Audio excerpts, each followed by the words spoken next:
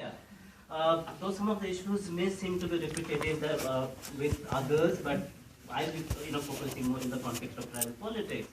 And I'd like to flag up some of the important issues that I felt are important. The first one is the issue of indigeneity.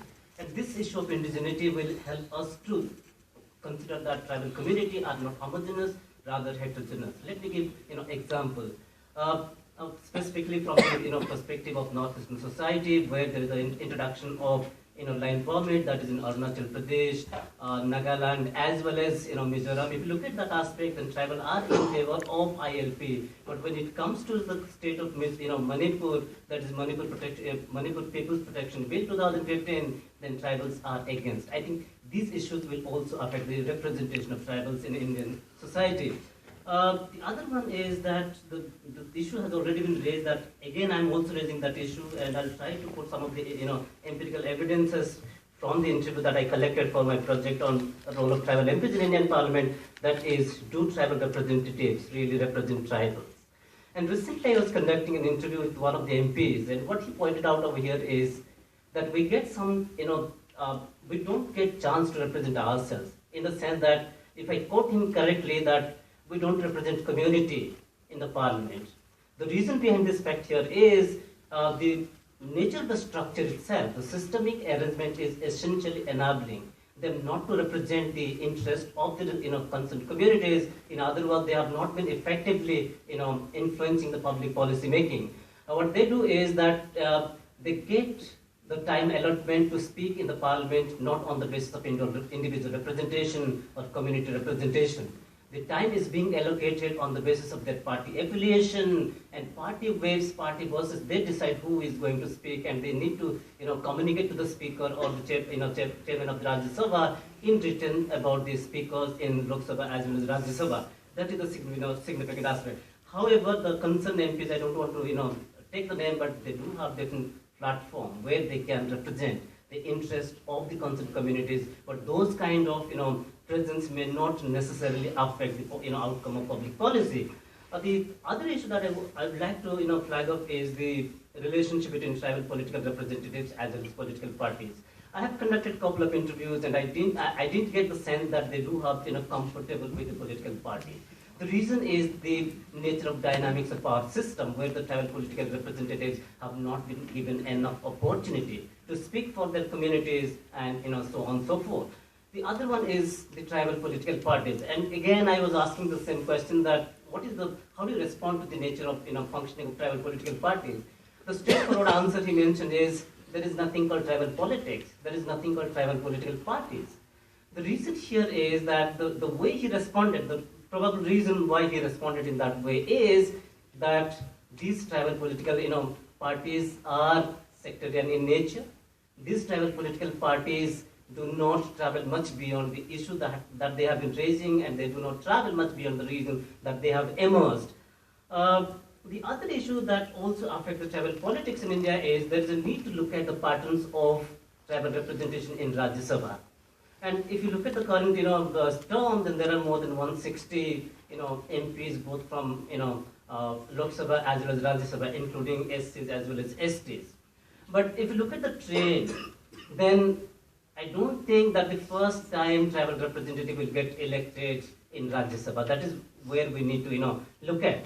Then there is also a trend of projecting tribal candidate as the leader of the political, leader of the parliamentary party, or the leader of chief minister candidate. The best example could be Sarbananda Sonowal, who is the tribal, and he has also won the 2014 general election from unreserved constituency. And he was projected as tribal, as the chief minister of Assam, and now he is the chief minister of Assam. And we need to look at what are the reasons for projecting tribal as the, chief ministerial candidate. And this brings me to the next question. That is,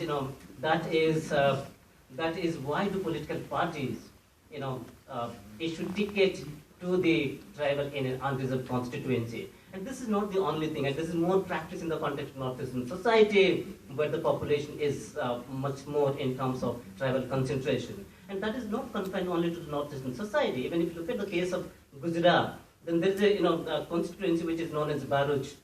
And in that constituency, tribal candidate has got 5 times, BJP ticket from the unreserved constituency, and he's continued to be the, MP for the 5th time this time. The other one is that if you look at the trend of tribal politics in India, then there is a coalition between tribal political parties as well as other political parties. If I give you some of the examples, in Assam, the coalition, the BJP is having coalition with Borderland People's Front. Even in the context of Jharkhand Mukti Morcha was in coalition with BJP, Congress, and so on and so forth. So this trend also needs to be looked into, into this aspect. The other important point that I would like to flag up is why the tribal people are moving away from ethnic political parties or tribal political parties. The best example could be Tripura, where the indigenous or the tribal political parties were forming the government, but for the last 25 years, the left party was in power. And now it's the BJP or commanded by the BJP.